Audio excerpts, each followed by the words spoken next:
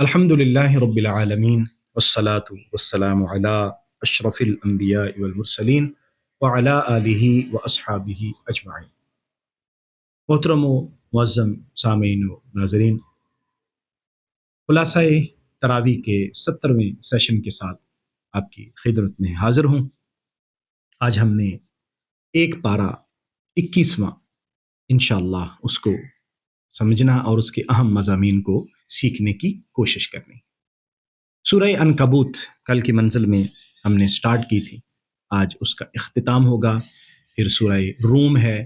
پھر سورہ لقمان، سورہ سجدہ اور سورہ احزاب شروع ہوگی۔ سورہ احزاب کا اختتام کل کی منزل میں انشاءاللہ ہوگا۔ سورہ عنکبوت میں اللہ تعالیٰ نے ان لوگوں کی خواہشات کا رد کیا جنہوں نے اپنی مرضی سے اپنے خدا بنائے ہوئے ہیں، معبودان باطلہ کی عبادت کرتے ہیں اور ان کو اللہ کا شریک سمجھتے ہیں۔ قرآن نے اس کی مثال مکڑی اور اس کے جالے جیسی دی۔ جیسے مکڑی کا جالا ایک کمزور گھر ہوتا ہے، بالکل اسی طرح مشرکین ایک کمزور گھر میں ہیں کہ جس کو ایک ہوا کا جھونکا اڑا کر ختم کر دے گا۔ 21ویں پارے کا آغاز قرآن مجید کی تلاوت کی طرف توجہ کے ساتھ ہو رہا ہے اور حکم دیا جا رہا ہے کہ جو محبوب آپ پر تلاوت کی گئی ہے، جو آپ پر نازل کیا گیا ہے، اس کی تلاوت کیجیے۔ نبی کریم صلی اللہ علیہ وسلم سے توسل سے یہ حکم ہم تک پہنچتا ہے۔ اللہ تعالیٰ نے یہ قرآن عظیم الشان کی آیات مقدسہ نازل فرمائیں، ہمیں اس کی تلاوت کا حکم ہوا اور ساتھ ہمیں نماز قائم کرنے کی خصوصی تلقین فرمائی، اور نماز کی ایک اہم کیفیت اور اس کا اہم فائدہ بیان کیا گیا کہ نماز کیا کرتی ہے۔ بے شک نماز انسان کو بے حیائی اور گناہوں سے روکتی ہے۔ سو ہمیں یہ بھی خیال رکھنا چاہیے کہ کیا ہماری نماز ہمیں بے حیائی اور برائی سے روکتی ہے۔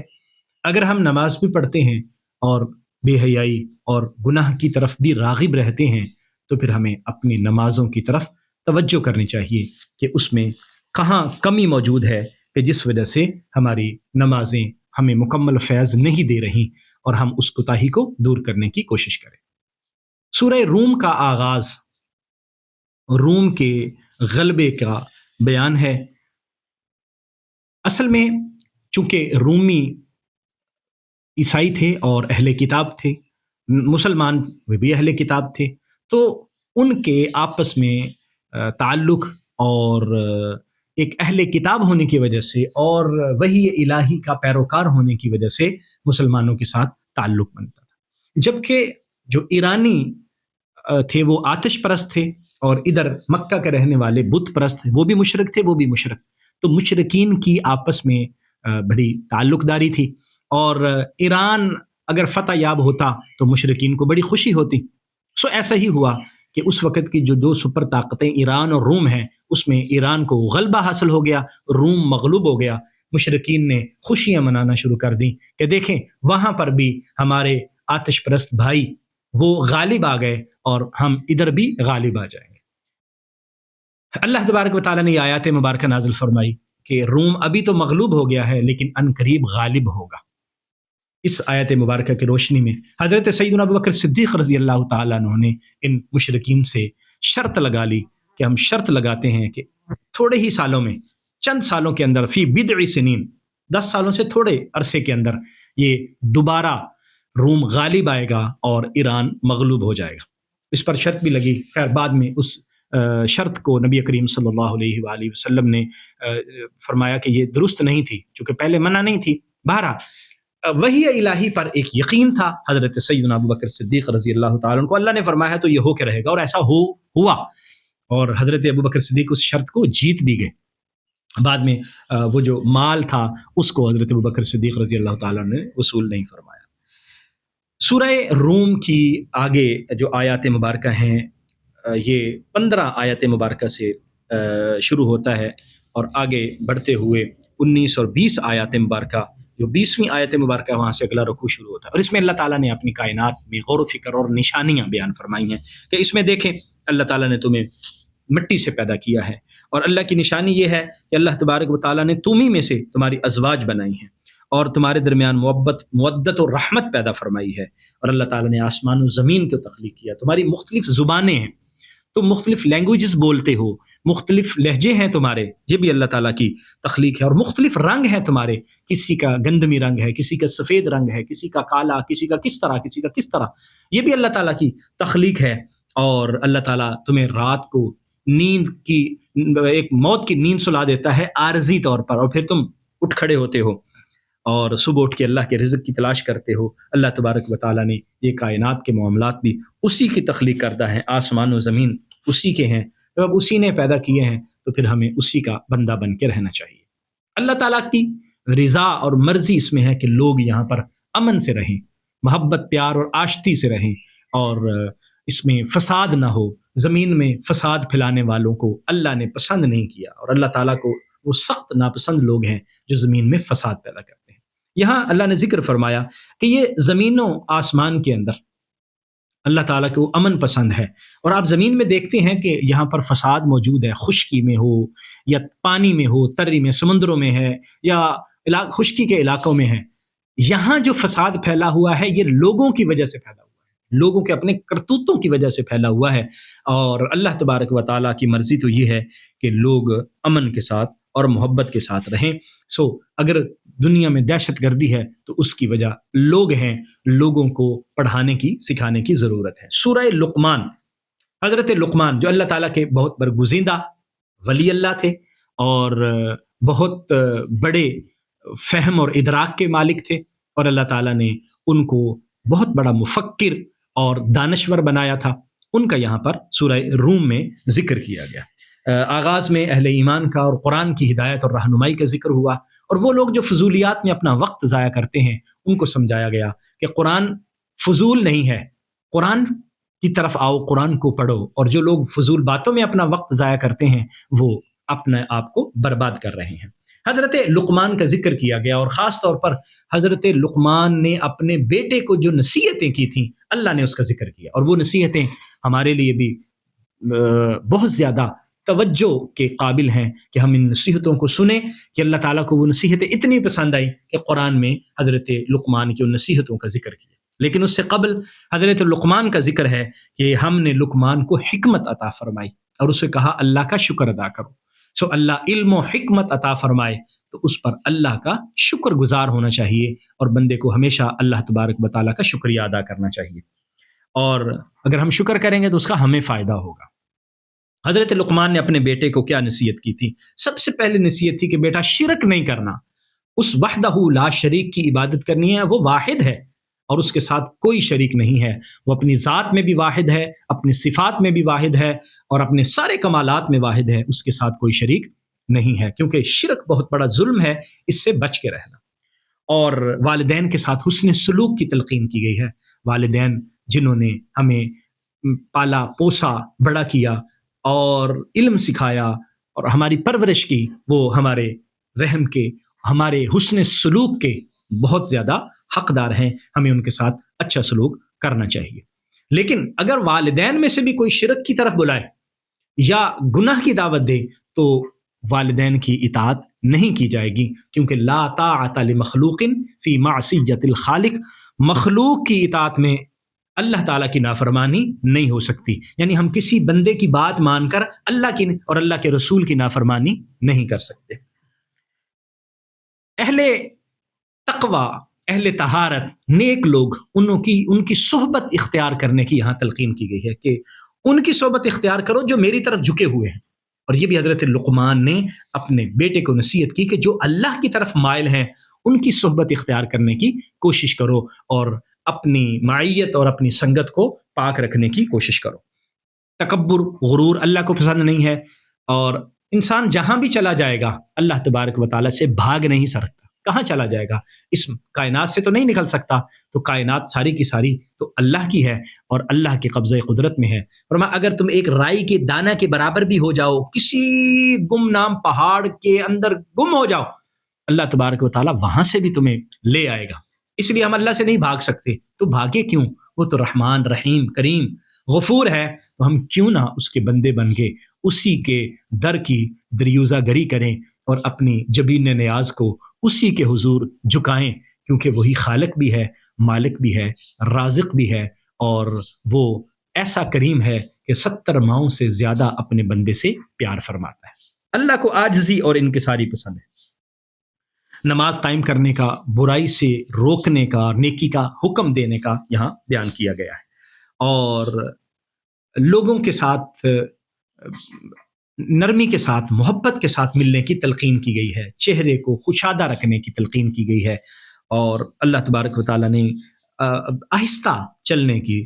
عاجزی کے ساتھ چلنے کی تلقین فرمائی ہے۔ فرمایا اکڑ کے نہ چلو، اکڑنا اللہ کو پسند نہیں ہے، اور آواز کو دھیما رکھنے کی تلقین فرمائی گئی ہے کہ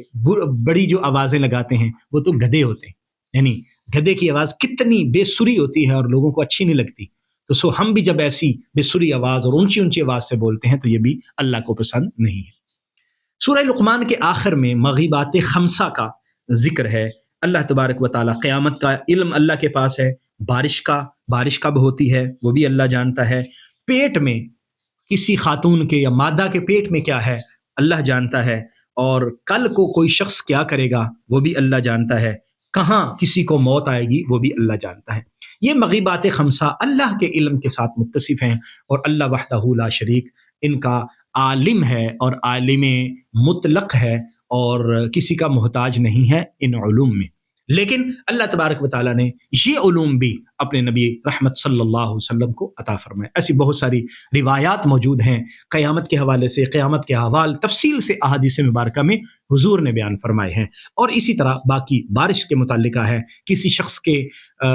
فوت ہونے کے متعلقہ، جس طرح غزوہ بدر میں حضور نے ایک دن پہلے بتا دیا تھا کہ یہاں کون سا کافر مر کے گرے گا، وغیرہ وغیرہ۔ یہ ساری چیزیں اللہ تعالیٰ نے اپنے پیارے حبیب صلی اللہ علیہ وسلم کو عطا فرمائی ہیں، اور یاد رکھیے گا اللہ کا علم ذاتی ہے، کسی کا دیا ہوا نہیں ہے، اور رسول اللہ صلی اللہ علیہ وسلم کا علم اللہ کا عطا کیا ہوا ہے، اور اللہ تعالیٰ نے اپنے حبیب کو علم اتنی وسعت کے ایسا عطا کیا ہے کہ جس کی حد بندی نہ آپ کر سکتے ہیں، نہ میں کر سکتا ہوں، نہ کوئی انسان کر سکتا ہے، اور نہ ہی کوئی فرشتہ۔ اللہ نے وہ لامحدود علم اپنے حبیب کو عطا فرمایا، اس کی لامحدودیت ہمارے لیے ہے، انسان کے لیے ہے، مخلوقات کے لیے ہے، اللہ کے لیے نہیں ہے۔ اللہ کا علم لامحدود ہے، لیکن نبی رحمت صلی اللہ علیہ وسلم کا علم اللہ کے مقابلے میں محدود ہے۔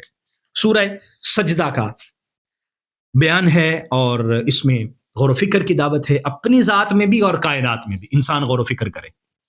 اور اہل ایمان کا ذکر ہے کہ وہ اللہ کے حضور سجدہ ریز ہوتے ہیں، اللہ کی تسبیح کرتے ہیں، تکبر سے گریز کرتے ہیں، اور ان کے پہلو اپنے بستر سے جدا ہو کر اللہ کے حضور حاضر ہو جاتے ہیں، اور وہ خوف اور طمع، خوف اللہ کی ناراضگی کا اور طمع اللہ تعالیٰ کی بخشش کا، اس خوف اور طمع کے ساتھ اللہ کے حضور دعائیں کرتے ہیں، اس کی عبادت کرتے ہیں، اور اللہ نے جو ان کو رزق دیا اس میں سے خرچ کرتے ہیں۔ سورہ احزاب، احزاب عربی زبان میں لشکروں کو کہتے ہیں، حزب کی جمع ہے احزاب، اس کا معنی ہے لشکر۔ مدینہ طیبہ پر ابو سفیان کی سربراہی میں بہت سارے لشکروں نے مل کر حملہ کیا تھا، نبی کریم صلی اللہ علیہ وسلم نے اس وقت خندق کھودی تھی،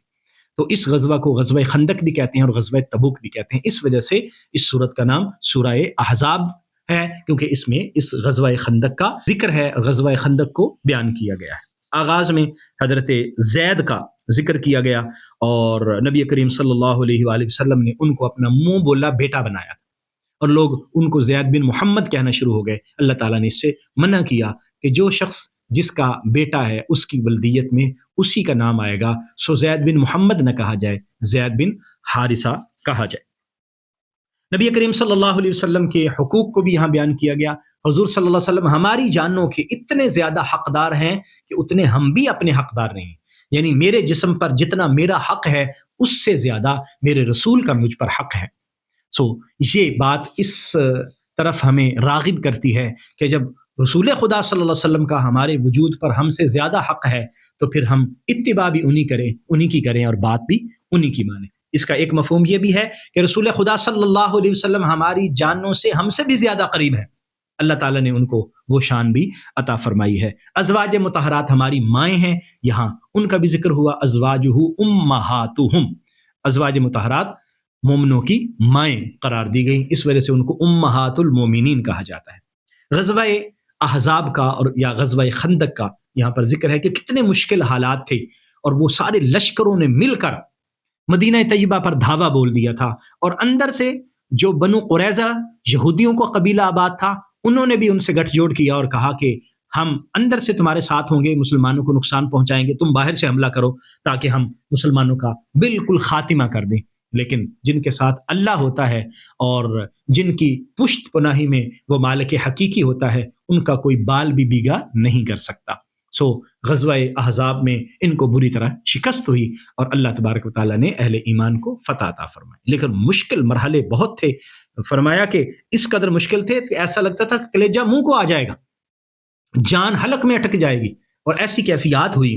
لیکن اللہ تعالیٰ نے اہل ایمان کو فتح عطا فرمائی اور وہ شکست خوردہ ہو کر واپس نکل گئے۔ اس میں رسول خدا صلی اللہ علیہ وسلم کی ذات ببرکات کو اسوہ کامل قرار دیا گیا۔ لقد کان لکم فی رسول اللہ اسوۃ حسنہ، کہ حضور کی زندگی اسوہ کامل ہے، اسوہ حسنہ حضور صلی اللہ علیہ وسلم کی مبارک زندگی کو قرار دیا گیا، اور ساری کائنات کے اندر واحد ہستی آخر الزمان نبی رحمت صلی اللہ علیہ وسلم ہیں کہ جن کی ذات ببرکات ہر اعتبار سے نمونہ کامل ہے، اس میں کاملیت بھی ہے، اکملیت بھی ہے، ہماگیریت بھی ہے، ہر چیز وہاں پر موجود ہے اور بڑی خوبصورتی کے ساتھ موجود ہے۔ اس لیے ہمیں اپنی تمام زندگی کے اندر حضور صلی اللہ علیہ وسلم کو فالو کرنا چاہیے، حضور کی اتباع کرنی چاہیے۔ 21ویں پارے کے آخر پہ ازواج مطہرات کا ذکر ہے، انشاءاللہ اس کو ہم کل ملائیں گے، کیونکہ باقی تذکرہ خیر جو ہے وہ کل کی منزل میں ہوگا، انشاءاللہ اس کو کل کے ساتھ جوڑیں گے، اور ازواج مطہرات کا تذکرہ خیر انشاءاللہ کل کی منزل میں کریں گے۔ اجازت دیجیے، کل ملاقات ہوگی انشاءاللہ۔ اپنا خیال رکھیے گا، اللہ کریم آپ سب کو حفظ و امان میں رکھے۔ السلام علیکم ورحمۃ اللہ وبرکاتہ۔